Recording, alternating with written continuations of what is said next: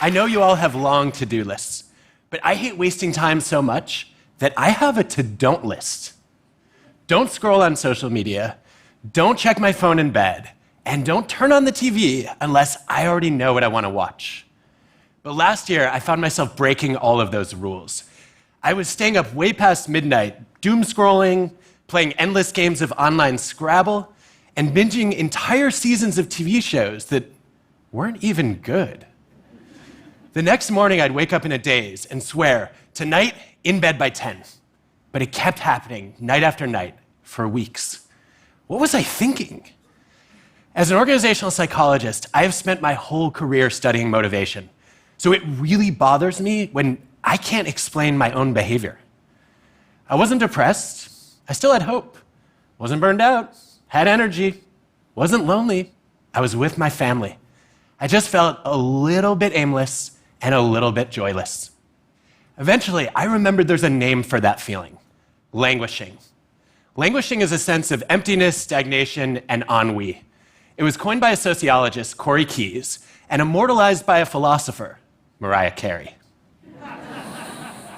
When you're languishing, it just feels like you're muddling through your days, looking at your life through a foggy windshield. So I'm curious, how many of you have felt like that over the past few months? Okay, those of you who didn't have the energy to raise your hands, you might be languishing right now.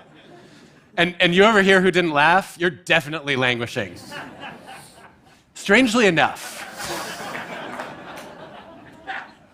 some of you passed the quiz. Strangely enough, what rescued me from that feeling was playing Mario Kart. But let's back up for a second. In the early days of COVID, a lot of us were struggling with fear, grief, and isolation. But as the pandemic dragged on with no end in sight, our acute anguish gave way to chronic languish. We were all living in Groundhog Day. It felt like the whole world was stagnating. So I wrote an article to put languishing on the map. I called it The Neglected Middle Child of Mental Health, and I suggested it might be the dominant emotion of our time. And soon, it was everywhere. I was seeing it all over the media, being discussed by celebrities, by royalty. I've never seen people so excited to talk about their utter lack of excitement. And I think that naming languishing helped people make sense of some puzzling experiences. Why, even after getting vaccinated, people were having trouble looking forward to the rest of the year. Why, when National Treasure came on TV, my wife already knew all the words by heart. And why I was staying up way too late, falling victim to what's known as revenge bedtime procrastination.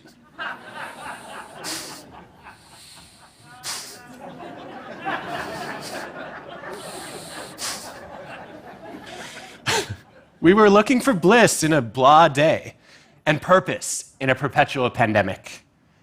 But languishing is not unique to a pandemic. It's part of the human condition. 2 decades of research show that languishing can disrupt your focus and dampen your motivation. It's also a risk factor for depression because languishing often lurks below the surface. You might not notice when your drive is dwindling or your delight is dulling. You're indifferent to your own indifference, which means you don't seek help, and you might not even do anything to help yourself. Meh. Languishing isn't just hard to spot, though. In many cultures, it's hard to talk about, too. When people ask, "How are you?" you're expected to say, "Great," or "Living my best life." That's called toxic positivity.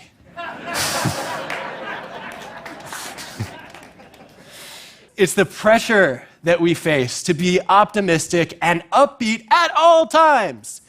If you say, "I'm just okay," then people might encourage you to look on the bright side or count your blessings, which isn't just annoying. It can actually be bad advice. Can I get 2 volunteers? I will cold call if I have to. Don't all jump at once. Okay, right over here, you can come up to a mic, and can I get another volunteer? Right over there, up to this mic, please.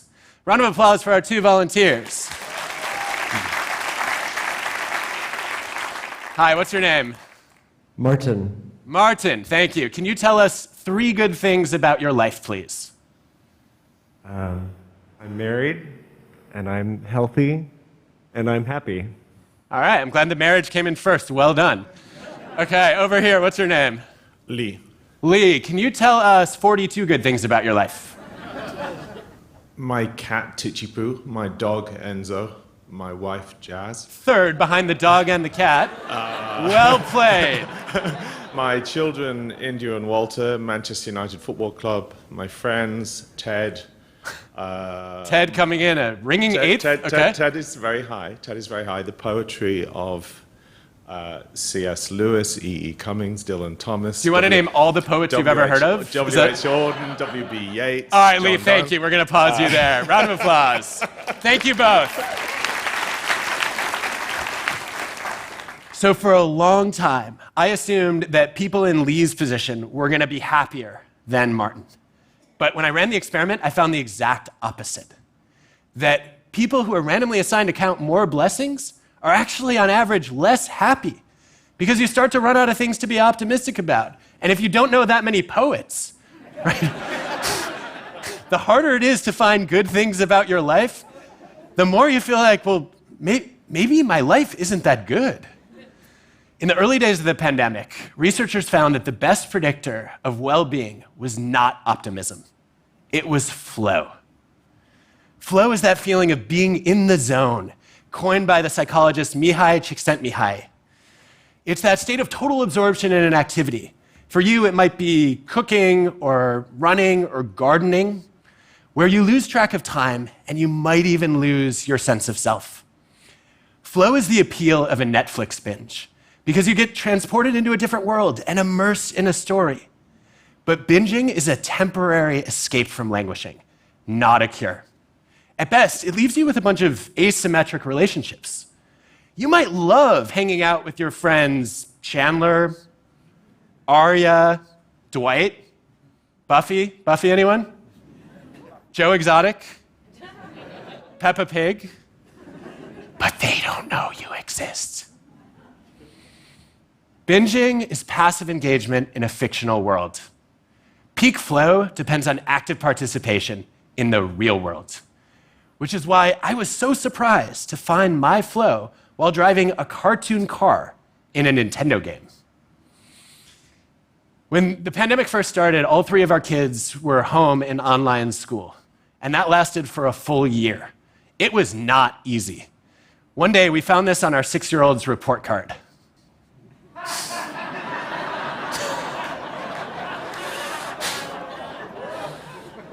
You know, I know some adults who still haven't figured that out yet. Not just online, but in real life too.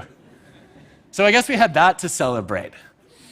But like many of you, we were isolated from extended family. My sister was halfway across the country.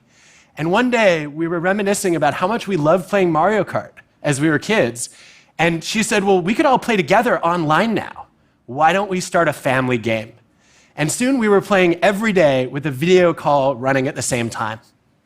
And after a couple of weeks, I stopped feeling so blah. I was living zen in the art of Mario Kart.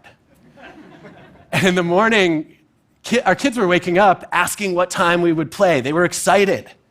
And they loved it when I would gloat about an impending victory, only to be bombed by a flying blue shell, and then just sit there watching all three of our kids drive past me to the finish line in tiny go-karts. We had so much fun that we started a new Saturday night tradition after the kids were asleep: adult Mario Kart. So after reflecting on that experience, I'm proud to present to you for the first time my Mario Kart theory of peak flow. It has 3 conditions: mastery, mindfulness, and mattering. Let's start with mastery. Mastery is something a lot of us have been having a hard time finding lately. Psychologists find that at work, the strongest factor in daily motivation and joy is a sense of progress. We find that our happiness depends in Western cultures more on how our projects are going today than how they went yesterday. That's why Nike says, just do it. I guess if Nike had been started in a more past-focused country like China, their slogan would be, just did it. If languishing is stagnation, flow involves momentum. But mastery does not have to be a big accomplishment. It can be small wins. Small wins explain why I was drawn to online Scrabble, for the rush of playing a 7-letter word. Small wins make sense of why so many people were thrilled to bake their first loaf of sourdough bread. And small wins explain why one engineer spent an entire afternoon mastering the art of stacking M&Ms on top of each other. Let's take a look. All right, this is going to be harder than I first thought.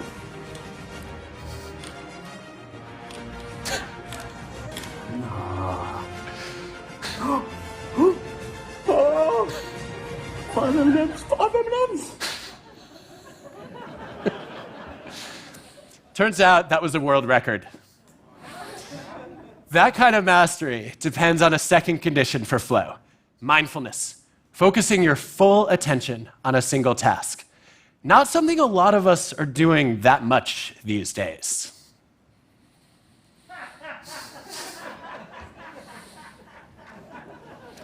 There's evidence that, on average, people are checking email 74 times a day, switching tasks every 10 minutes. And that creates what's been called time confetti, where we take what could be meaningful moments of our lives and we shred them into increasingly tiny, useless pieces. Time confetti is an enemy of both energy and of excellence. If we want to find flow, we need better boundaries.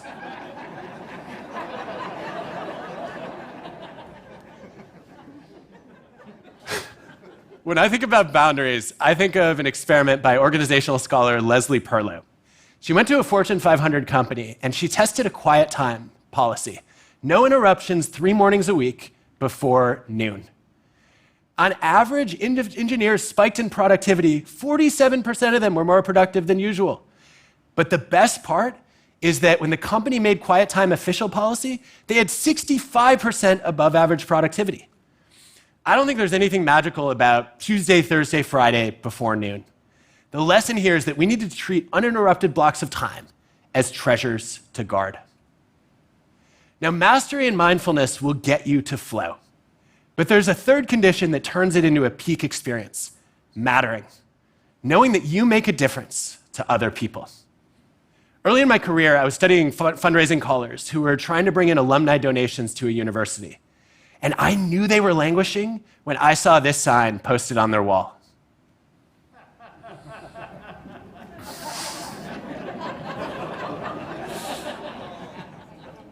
I wanted to study how to show them that their work mattered. So I designed a series of experiments. And over the next month, one group of callers, on average, more than doubled in weekly time on the phone and nearly tripled in weekly revenue.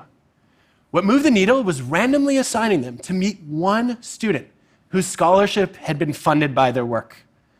Now, instead of focusing on the monotonous process of making calls, they were absorbed in a meaningful purpose of helping to fund tuition.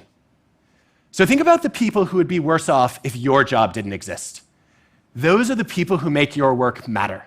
You need to know their names, their faces, and their stories. And you can find flow in projects that benefit them. This all explains why Mario Kart was such a great experience for me.